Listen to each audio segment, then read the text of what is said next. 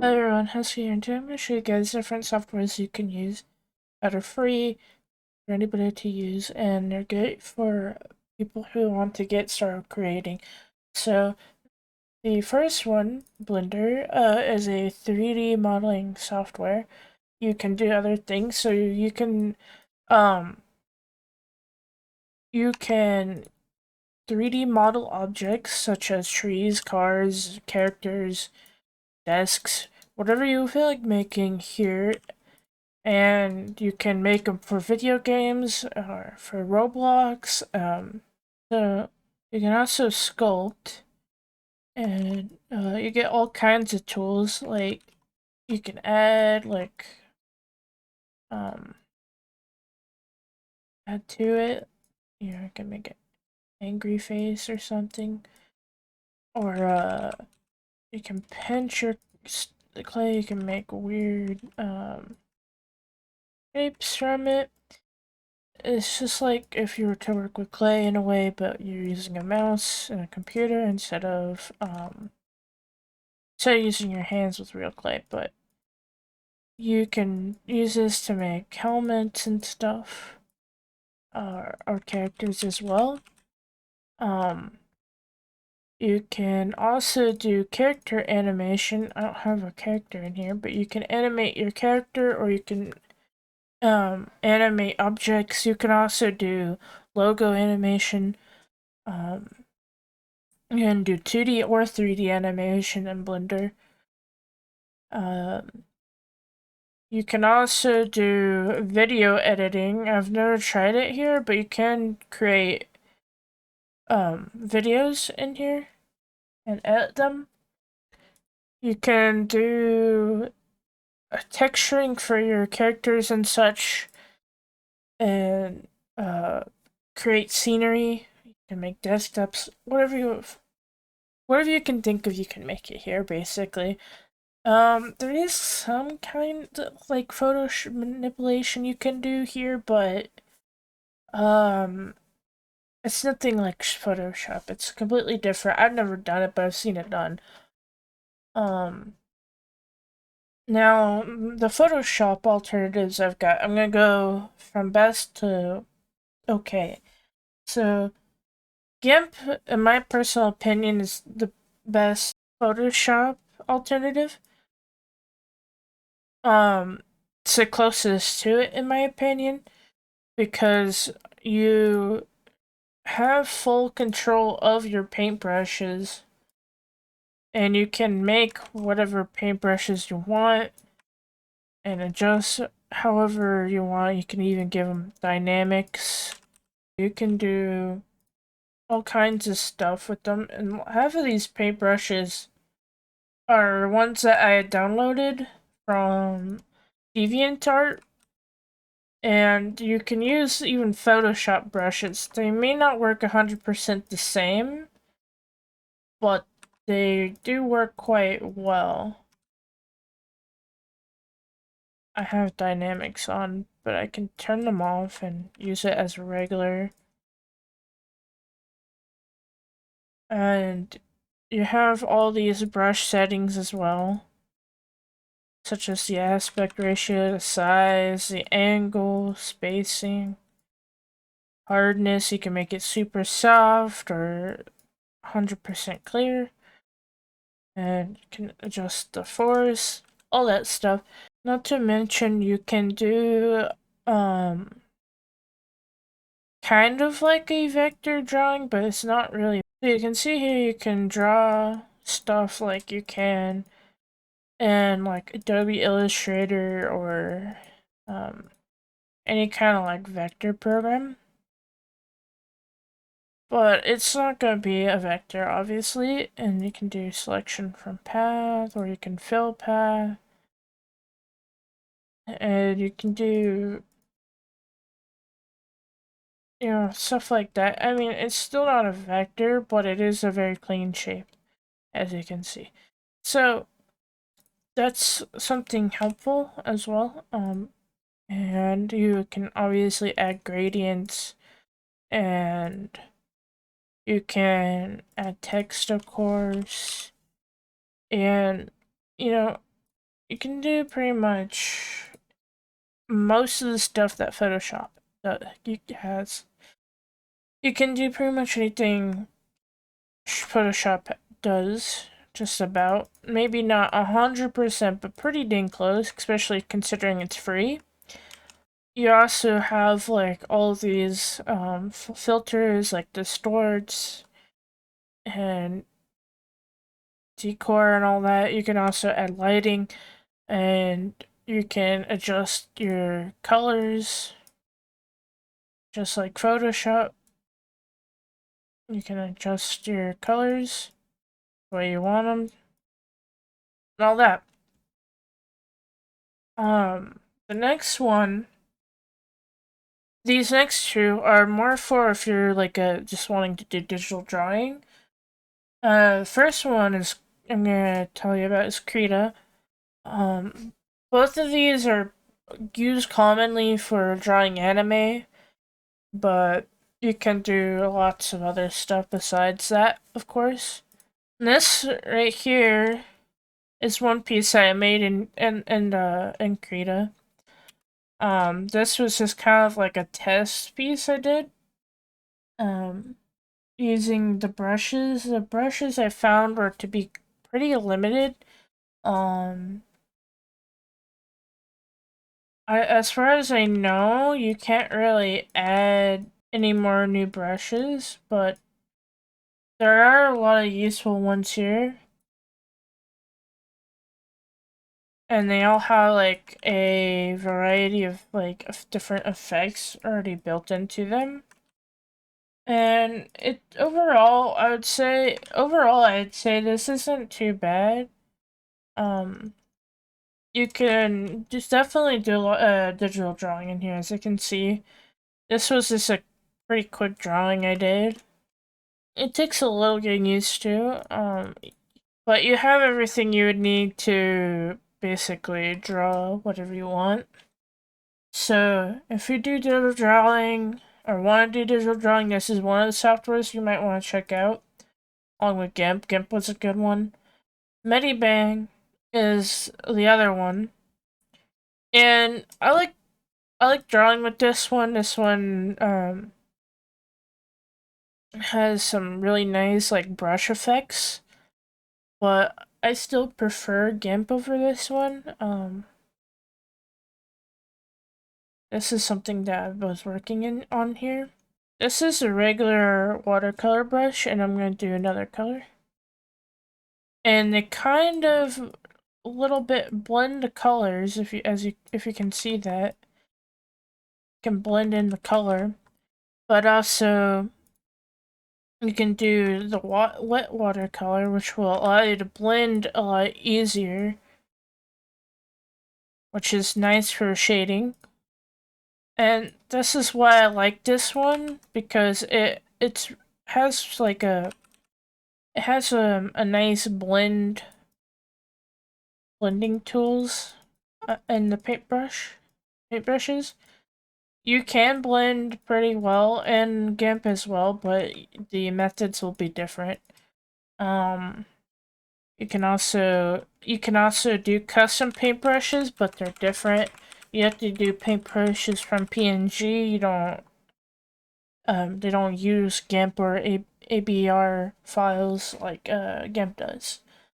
But overall, it's still fairly similar to Photoshop in some aspects. You can change the blending mode. You can do different layers and all that, just like Photoshop. You also have this little navigator up here. It is easy to navigate. I would say it's also easy to navigate because you can quickly rotate your canvas around. So like, I'm just using the arrow keys and I'm rotating my canvas, and you can flip it around too. So if you're like somebody that likes to draw at an angle, this might be a good one for you to check out. The final Photoshop alternative I have is Paint.net. this was my very first one that I used as an alternative for Photoshop. In my opinion, the best way to describe Paint.net is a combination of MS Paint and Photoshop, or a very advanced MS Paint, and it has has a lot of functionality to it. Like you can do um you know patterns and stuff if you want, like the hexagons. But you'd have to download you'd have to download plugins to get the effects that you may want, and you can get adjustments. And there's a lot of them out there. As you can see, there's a whole bunch right here just in my render. And you can also adjust colors. Okay, so we got an image here, and you can, as you can see, it has a lot of colors going on. It's just a screenshot from a game, so you can do hue saturation, and you can like adjust colors here. You can do curves as well, and you can edit doing that as well if you wanted to. And you can do levels, I believe. Yes, levels. So you can also adjust levels, just like in Gimp and such. You can do that. So for like photo manipulation, this one's pretty good. But you don't really have a heal tool if that's really important to you. Paint.net was something that I usually use to make Roblox clothing in, or which is kind of like, in a way, kind of like pixel art in itself. Um, so I would say maybe this would be best for like pixel art, um, because you can easily get down into the nitty gritty and do drawings. You can do a little smiley face in the pixels here. Yeah. So this I also use to make logos. I don't anymore, but that's because I found a even better alternative for making logos, and that is Inkscape. And Inkscape is a vector software just like Adobe Illustrator, so if you want Adobe Illustrator, this right here is a great alternative because it's the closest you can get for free. You can do vector text and vector drawings, and you can pretty much do any kind of piece you want. You can make logos here too. You can draw free-handed. You can use the pen tool and make shapes. So if you want to do logos, this might be the best option for you, a good option for you to look into. Or if you want to do like designing for like banners or menus, stuff that involves vector art, which there's a lot of stuff like logos, icons, and that within itself is a lot. Now, I have two other softwares I want to show you guys if you want to get into video making. So let's say you want to become a video or a VTuber. Two important softwares you want, and one of them is if you're going to be recording on your desktop like I am right now, and that is OBS. And I'm not going to relaunch it because I already have it open. This is OBS. You can record up to 4K, but it's whatever your monitor and graphics card allows. You're not going to get a higher quality recording than what you see on your computer currently. And you can record up to what exactly you see in OBS. You do near lossless recording, but the problem with that is it can be pretty buggy from my experience. So I do indistinguishable because the file size won't be as big. It's almost exactly what I see, but also not very buggy. It's not like 10 FPS or something. So, you can also add filters to your mic so you can sound better, and that also saves you time editing your video. This this will help you if you have a lot of background sound or like a lot of sound around you. It takes a lot of messing with to get these to the right settings that suits you. Um, I still say mine isn't the best for me, but it was the best I could do. Uh, and you can also add transitions and such and do live streams with OBS. And that's something I haven't done, but I have seen it be done, where you add transitions and intros and stuff to your OBS, and you can switch between different displays and all right here, and different mics. And you can also record audio on different layers. So if I were to check this, which I'm not going to because that would play my Spotify, um, you would get you can get multiple tracks if you have it under the right settings. And if you guys want to see me go more in depth in these softwares, please leave a comment down below and just ask your questions right there, what you'd like, or if you guys have any questions or have something you'd like me to show you guys or go more in depth in these programs, just leave a comment down below and just state what you'd like to see, such as going through OBS settings and getting the best quality recording for you, and you know, stuff like that. But at any rate, if I go here, I can do advanced audio properties, and I can select the tracks that I want this to go on. I have this set on track 1, and if I were to check this, make it visible, I'd have that option, and you'd see it. So, if you wanted to record multiple people, or let's say you're in VC, you can put the people in your VC on one track, you can put the game on another track and your own audio on another track. So you have 3 different audios that you can edit because they're gonna be louder or quieter than the other, and you can like make your game volume quieter, and you can make your friends louder so that they can be heard, and yourself as well over the game. And I often see in a lot of videos where the game volume is either way too quiet or like the background's too quiet. And I know some people do that because of copyright, but if it's something that's not really going to get copyright, and the best way to know that is if just to do a test run.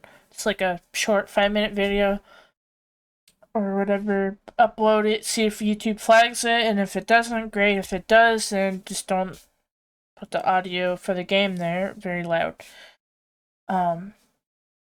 Another thing I see is like they'll do a video with their friends and you can't really hear their friends very well.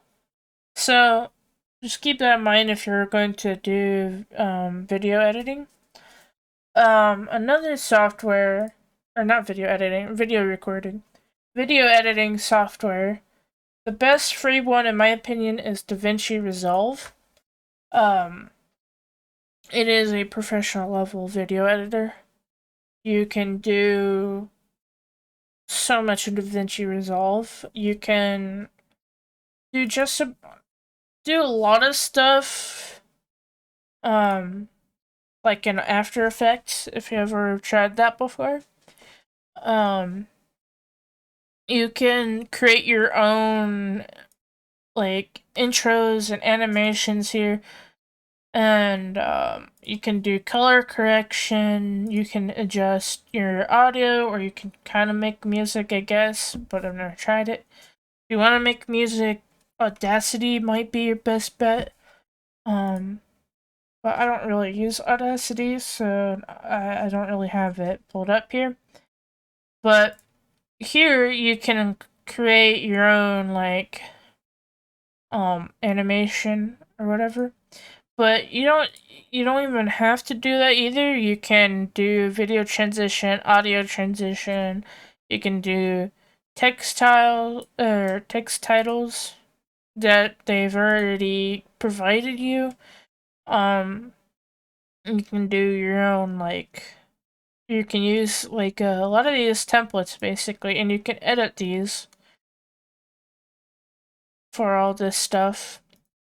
And there's a lot to there's a lot to Davinci that you can do. And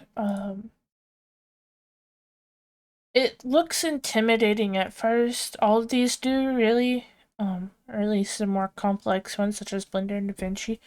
But once you get into it, I promise you, it gets so much easier once you understand the software. You just have to dive in and you get to know it, and you'll start learning quick before you know it. And that's it. Those are the softwares that I wanted to share with everybody. If you, let's say, were a Roblox developer, all of these would come in handy for you, or at least minus Medibang Krita. Everything else would be handy for you. Paint.net for clothing, Blender for modeling, and GFX, Gimp for GFX, Inkscape for logos. And you can finish logos in Gimp as well. So, and I only mention Roblox because that's where I know a lot of my viewers are here are for Roblox stuff. So I hope this video helps. Like I said before, if there's anything you would like me to go over more in depth, leave a comment down below and I'll do it in a future video. And I'll see you guys in the next.